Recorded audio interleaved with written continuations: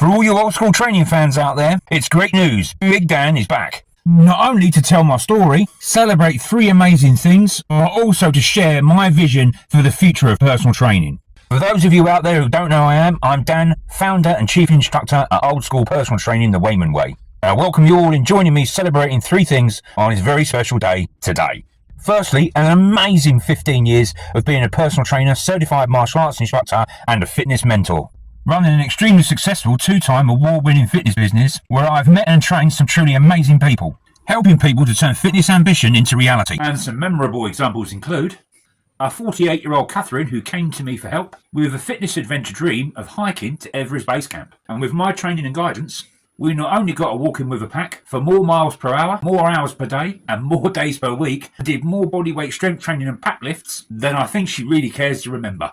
Cured her fear of heights, of rope bridges and ladder walking, taught her how to look after her feet, pack her day sack correctly, how to make it fit her back so it distributes the weight evenly and squarely across the body, and in 16 short weeks turned her 10-hour-a-day 2-week hike to Everest Base Camp from a fitness adventure dream into an enjoyable experience and a memory to last a lifetime. And then there was 46-year-old Nigel, and did I make some plans for him, who I trained for 4 months as he was doing a 10-day unsupported trek across the Arctic to the North Pole and pulling a 60-kilogram sled, hauling it and himself up, over and through the ice rubble fields, often 6 foot high, for the first 2 days at minus 20 degrees centigrade. Then pulling the sled out onto the ice field, a bleak and barren, flat, windswept, endless landscape stretching from horizon to horizon for the next 8 days, beset with violent and dangerous whiteout snowstorms, and with temperatures dropping to minus 28 degrees centigrade, where the body burns 5,000 calories just standing still and to keep you alive and warm. And that's why I told him he had to put on half a stone of body fat by the first day of the trek. Something which horrifies most other personal trainers and they just don't get. Even just stand a chance of getting to the North Pole,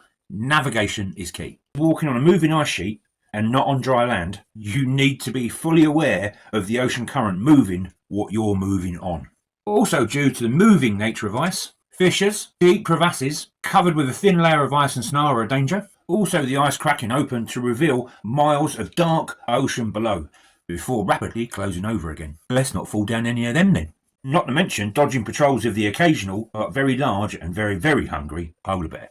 So training had to be all about survival strength and fitness, mental toughness and resolve and emotional calmness. On one occasion, the training I provided him with did actually save his life. And I have also coached a small but very successful stable of fighters to victory at white-collar boxing matches. And the 2 most notable of these were Ed and Andy. And with Ed, I had a tall order of only having 2.5 weeks before fight night to take someone who was a complete novice at boxing, but with a small amount of experience of milling from his very short time in the army, and to turn him into a one-man wrecking machine. And with me as his cornerman on fight night, so I could coach him all the way through the fight, he outworked and outpunched his opponent consecutively over all 3 rounds to beat a man 2.5 stone heavier, but had also been trained for 3 months at a professional gym, which I didn't rub in their faces at all. Ed's win on the night was a double victory, as it also brought in over £8,000 to the Household Recovery Operational Casualties Fund. And lastly, but by no means least, there was 49-year-old Andy, a lifelong boxing fan with quite a few white-collar fights under his belt already before he came to me. But not having had a fight in the last 10 years, he came to me through a recommendation to not only get rid of the ring rust, put some power back into his punches, some speed into his footwork, but to get one last final victory in the ring before he hung up his gloves at the age of 50. And with only 4 weeks training together before fight night, and fighting a man 13 years younger, and with our man Andy fighting out the blue corner, it was like something straight out of a Rocky movie. It was something I was proud to be part of, and I thought he did great. And I have trained, coached and mentored literally hundreds of people. That's given me a life-enriching experience, helping people to turn fitness ambition into reality. That has helped them to create and live happier, healthier fitness lifestyles. Something I'm immensely proud of and why I love getting out of bed and coming to work every day. The next part of the story to share with you, and hopefully one you'll join me celebrating, is the story of an awesome 35-year-long strength and fitness lifestyle, and one that has sent me on many varied and incredible fitness journeys that were as diverse as they were many, taking up powerlifting and training for and competing at amateur strongman competitions, which saw me doing loads of crazy strength events, but my all-time favourite has got to be pulling a 10-ton truck at the Arundel truck pull competition. And whilst training for Ironman competition, I ran half marathons, like this one, the Hampton Court Palace half marathon, back in 2018. And despite having 4 inches of snowfall the night before the race, and running through ice, snow and slush, managed to complete it in a not too shabby 2 hours and 18 minutes. Not bad at all for an 18 stone 47-year-old. And long distance cycling, like this one, the tough 56-mile London to Brighton cycle ride, which I did in a very comfortable 3 hours and 30 minutes. Also running marathons and ultra marathons in boots and carrying 50 pounds on my back. Like Exmoor 30-30, leading a 5-man team on a 30-mile as the crow flies race across Exmoor National Park. Running and navigating from checkpoint to checkpoint, up tours, down re-entrants, across rivers and often knee-deep in mud, and with a team member sustaining an injury early on in the race that did unfortunately slow us down, but I was able to put my team medic training I received in the army to good use, treating the injury and keeping him on the road and in the race.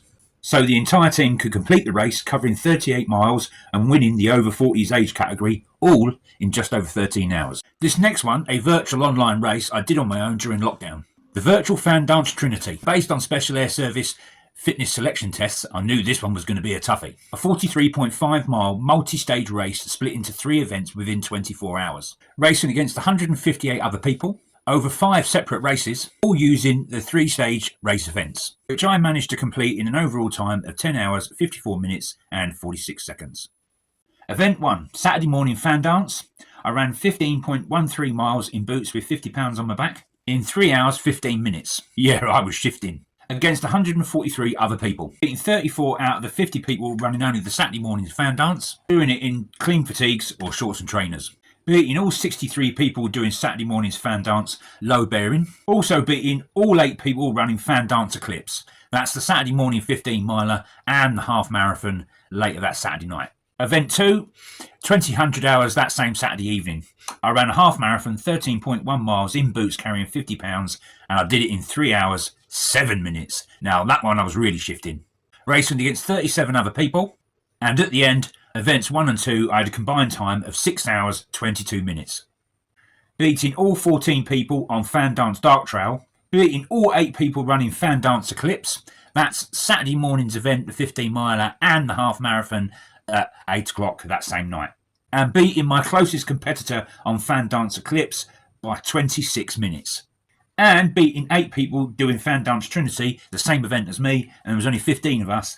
I came in 6th out of 37 people running it. Event 3, 10 o'clock Sunday morning, the 3rd and final 15 miler run, in boots carrying 50 pounds. Only 22 people doing this last event, 7 people doing Fan Dance Gemini, that's the Saturday morning 15 miler and the Sunday morning 15 miler. Me and 14 other people doing Fan Dance Trinity, Saturday morning's 15 miler, Saturday night's half marathon, 13.1 miles, and the 15 miler Sunday morning. I did that 4 hours, 32 minutes, 46 seconds. It wasn't bad at all, considering I was in extreme pain from the beginning of Sunday morning. And even with an injury, came in 8th out of the 22 people. With the last stage of Sunday complete, I had an overall time of 10 hours, 54 minutes and 46 seconds. I also conducted a unique strength training experiment to see if just using exercises like weighted press-ups with up to 90 kilograms of sand in a Bergen and variations of very difficult calisthenic bodyweight exercises like pike presses and elevated pike presses, and also static strength exercises like the lost art of hand balancing, could be used to build a bigger bench press. Even though I hadn't done any consistent bench press work for over 5 years. After only 15 weeks of training, only using 3 exercises, I was able to bench press 150 kilograms for 5 reps on a stability ball, which I found pretty staggering as it was only 22 kilograms off my PB when I was powerlifting. I must also not neglect to talk about the most important and profound part of my life journey. 13 glorious and exciting years serving with the Household Cavalry Regiment, which was to see me riding, driving and flying around the world as a formation reconnaissance soldier and mounted dutyman, deploying on 3 operational tours and using up a few more of my 9 lives than I care to mention. Riding a horse on state occasions in escort to Her Majesty Queen Elizabeth II, from Trooping the Colour to Her Majesty Queen Elizabeth II's Golden Jubilee, and of course mounting the Queen's Lifeguard. And let's not forget, tearing around London in a Green Goddess and almost running over Andy Gilchrist, putting out fires, all on op fresco, when the firemen went on strike. Training and soldiering in some of the toughest climates and environments on the planet, learning lessons and experiencing a life, and working through challenges that only those of us who have been through them will understand. And all this has made me the man I am today, and how I see the world and environment around me, how I react with and to it, and lessons I have learned I pass on to trainees as a personal trainer. such as mental robustness in the face of physical challenge, perseverance, discipline, and resoluteness. And of course, fostering that all-important will to win, as mentally stronger, robust, and more confident people not only do better physically, but also perform better in day-to-day life. And this rather neatly brings us full circle back to the present day and where we can look forward into the future of personal training. Having led an incredibly exciting life full of amazingly challenging and sometimes scary experiences, and a highly kinetic strength and fitness lifestyle that has been full of adrenaline pumping highs, but there have been some lows. Now at 53 years old and in the middle part of my life, I have physical injuries and central nervous system illnesses that mean I can't lead the sort of physical fitness lifestyle I once did. But my strength and fitness journey is not over. Yours doesn't have to be either. So why not join me on my next physical journey? Ditching the weights, ditching the gym and artificial training environments. Let's take a more holistic approach to strength, fitness, wellness, and physical and mental and emotional health. Let's create a path to a lifetime of physical fitness, using non-impact but highly effective body weight and dynamic tension exercises to build whole body strength that doesn't pound the joints.